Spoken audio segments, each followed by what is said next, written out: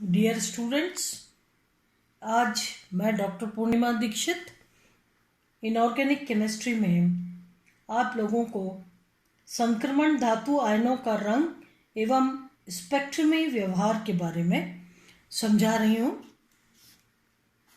Colour and spectra of first row transition series elements. आप जानते हैं कलर और स्पेक्ट्रल बिहेवियर प्रतिनिधि तत्वों के लिए यौगिक का विलयन जो है वो रंगहीन होता है, कलरलेस होता है, क्योंकि इनका इलेक्ट्रॉनिक विन्यास उत्कृष्ट गैस जैसा या छद्म उत्कृष्ट गैस जैसा होता है।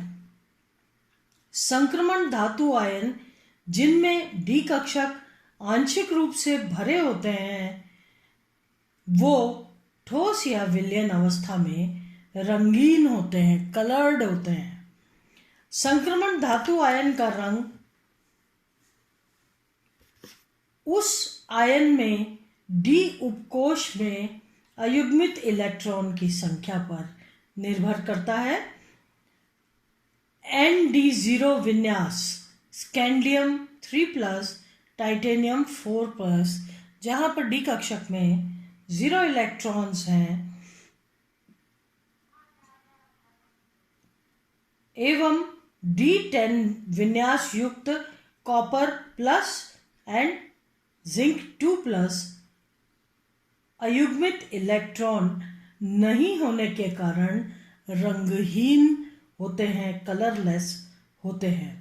अन्य आयनों में अयुग्मित इलेक्ट्रॉन होते हैं जो दृश्य क्षेत्र में यानी विजिबल रीजन में ऊर्जा का अवशोषण कर उच्च ऊर्जा स्तर पर चले जाते हैं और इस तरीके से सूर्य के प्रकाश से विकिरण अवशोषित करते हैं तथा उच्च ऊर्जा स्तर में स्थानांतरित होने पर जब ये इलेक्ट्रॉन अपनी मूल अवस्था में आते हैं तो उत्सर्जित प्रकाश में उन विकिरणों की कमी के कारण एक पूरक रंग दिखाई देता है।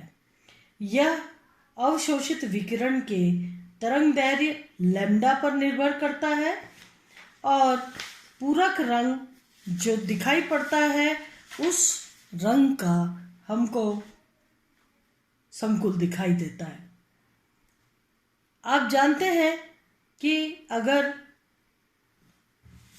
अवशोषित विकिरण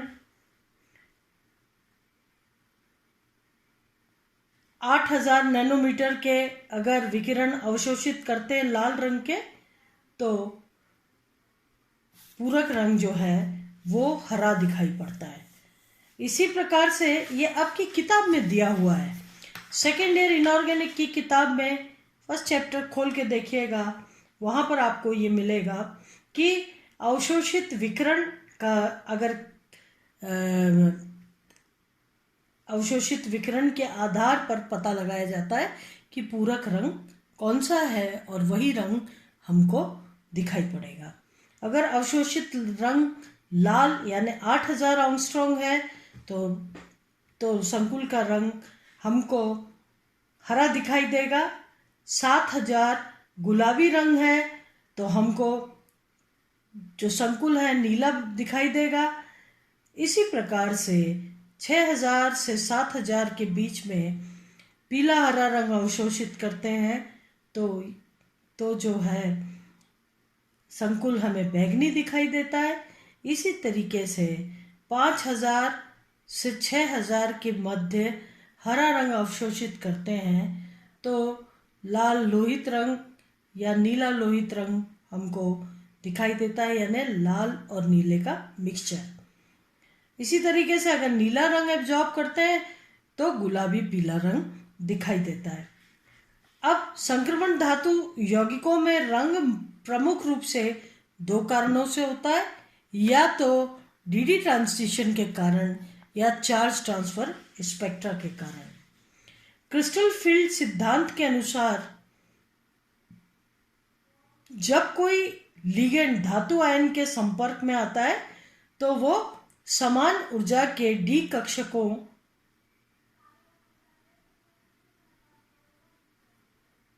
तो समान ऊर्जा के जो डी कक्षक हैं ये लिगेंड के संपर्क में आते ही विभिन्न ऊर्जा स्तरों पर विभाजित हो जाते हैं।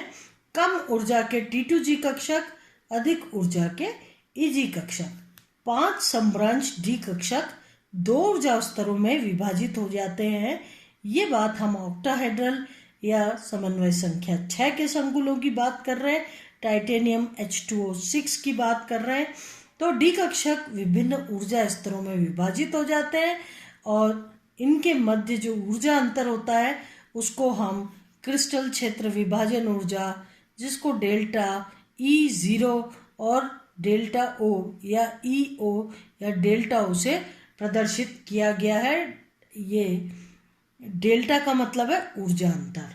तो क्या होता है, जब धातु आयन के संपर्क में आते हैं लिगेंड तो समान ऊर्जा के डी कक्षक विभिन्न ऊर्जा स्तरों में विभक्त हो जाते हैं। अतः कुछ T2G कक्षक निम्न ऊर्जा के और EG कक्षक उच्च ऊर्जा के हो जाते हैं। इन 5 समभ्रंश डी कक्षकों में से 3 कक्षक निम्न ऊर्जा स्तर पर T2G और 2 कक्षक उच्च ऊर्जा स्तर पर EG कक्षक कहलाते हैं। अब अगर हम टाइटेनियम H2O6 3+ आयन की बात करें तो टाइटेनियम में 4 इलेक्ट्रॉन है, +3 यानी D1 सिस्टम हो गया। टाइटेनियम हो गया D1 सिस्टम, डी कक्षक में 1 इलेक्ट्रॉन है। जब टाइटेनियम लिगेंड के संपर्क में आता है तो 5 समभ्रंश डी कक्षक टाइटेनियम के, 3 T2G कक्षक और 3 T2G निम्न ऊर्जा के कक्षक और 2 EG उच्च ऊर्जा के कक्षकों में विभक्त हो जाते हैं। जो 2 हैं वो EG कहलाते हैं, जो 3 हैं वो T2G कहलाते हैं।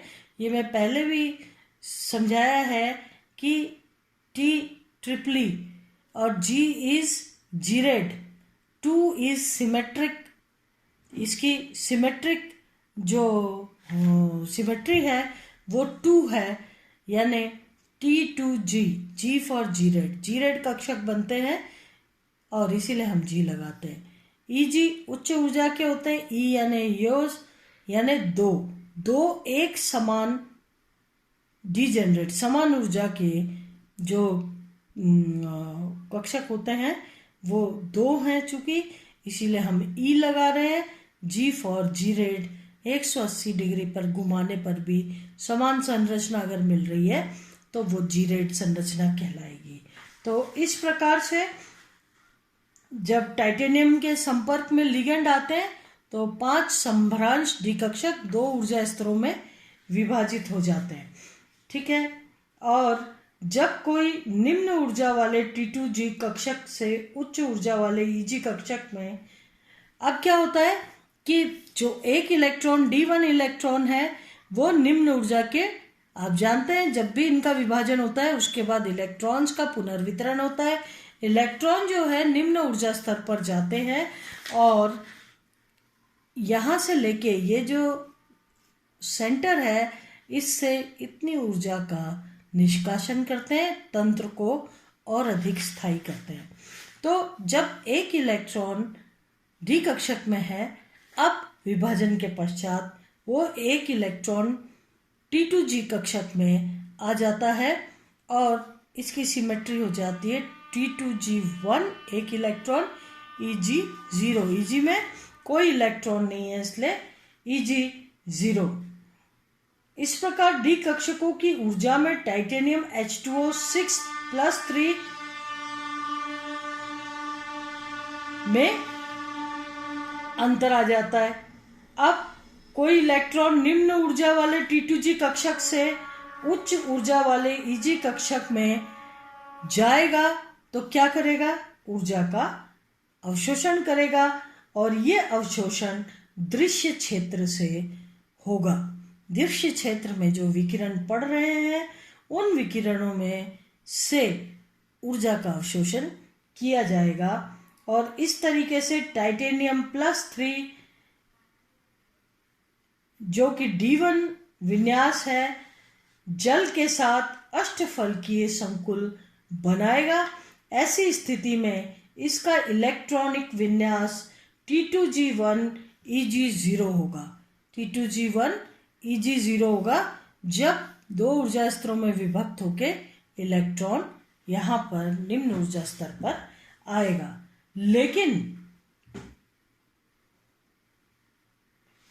लेकिन जैसे ही व्हाइट लाइट या दृश्य क्षेत्र व्हाइट लाइट के संपर्क में ये संकुल आएगा, जो इलेक्ट्रॉन निम्न ऊर्जा स्तर पर है वो डेल्टा E0 ऊर्जा अवशोषित करके और उच्च ऊर्जा स्तर पर इलेक्ट्रॉन स्थानांतरित हो जाएगा।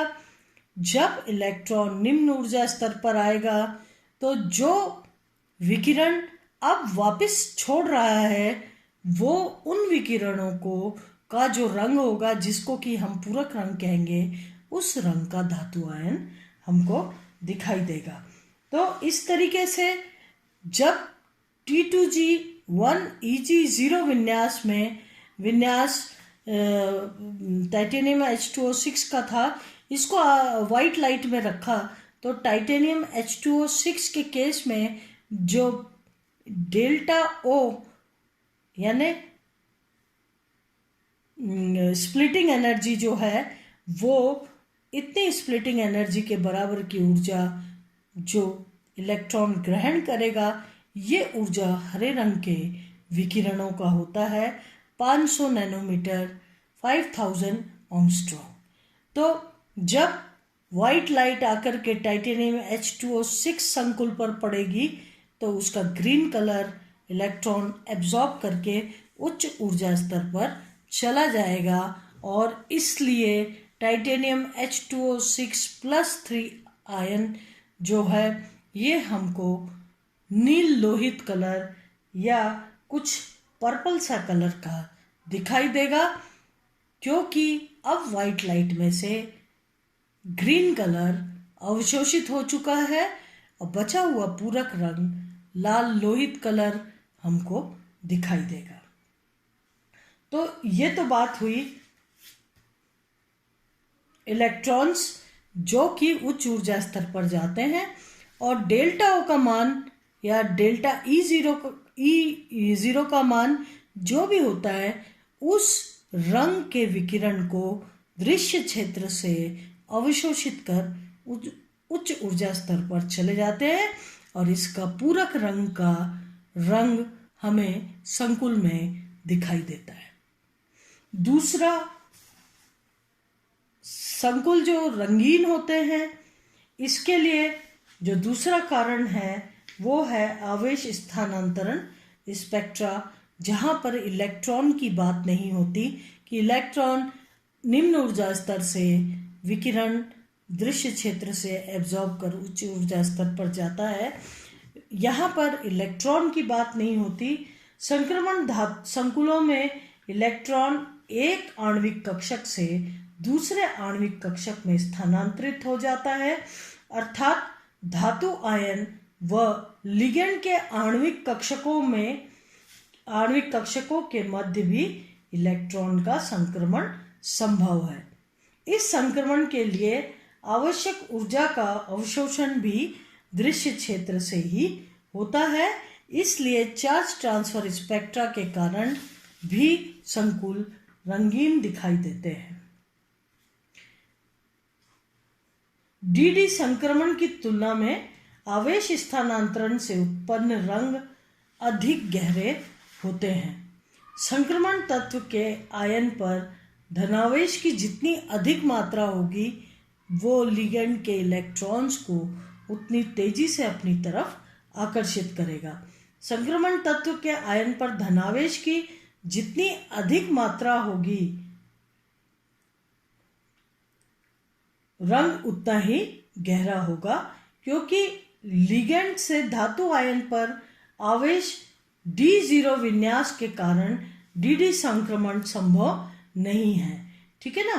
तो धातु आयन पर आवेश जो है जितना धनावेश पर धनायन होगा, धनावेश होगा धातु आयन पर, उतना ही लिगेंड से इलेक्ट्रॉन अपनी तरफ आकर्षित करने की इसकी प्रवृत्ति होगी और इसीलिए गाढ़े रंग के इस जो रंग है वो संकुल का वो गाढ़ा होगा, गाढ़े रंग के संकुल दिखाई देंगे। D0 विन्यास के कारण DD संक्रमण संभव नहीं है। यहाँ पर वेनेडियम +5, क्रोमियम +6 और मैंगनीज +7 में कोई भी इलेक्ट्रॉन नहीं होने के कारण DD संक्रमण यहाँ पर पॉसिबल नहीं है, परंतु टाइटेनियम +4, वेनेडियम +5, क्रोमियम +6 और मैंगनीज +7 में टाइटेनियम +4 रंगहीन कलरलेस होते हैं, जबकि वेनेडियम +5, क्रोमियम +6 और मैंगनीज +7 में धनावेश की अधिक मात्रा होने के से इसके लिगेंड से इलेक्ट्रॉन्स ग्रहण करने की क्षमता अधिक हो जाती है। जितना धनावेश होगा लिगेंड से आवेश ग्रहण करने की क्षमता उतनी ही अधिक हो जाती है तथा आवेश स्थानांतरण स्पेक्ट्रा के कारण इनका रंग क्रमशः नारंगी पीला वेनेडियम +5 आयन के लिए, क्रोमियम के लिए नारंगी और मैंगनीज के लिए गाढ़ा बैंगनी रंग हो जाता है। तो इस तरीके से चार्ज ट्रांसफर द्वारा गहरे रंग के संकुल जो है उनमें गहरा रंग उत्पन्न होता है और वो गहरे रंग के दिखाई पड़ते हैं। आज का लेक्चर यहीं पे